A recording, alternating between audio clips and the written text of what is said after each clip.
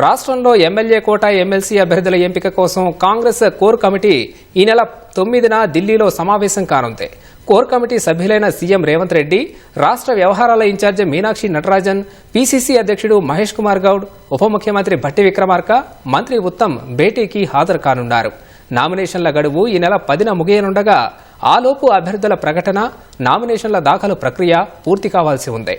ఈ నేపథ్యంలో రాష్ట్ర కోర్ కమిటీ నివేదించే అభ్యర్థుల జాబితాను పరిశీలించిన తర్వాత ఏఐసీసీ అధికారికంగా అభ్యర్థుల పేర్లను ప్రకటిస్తుంది.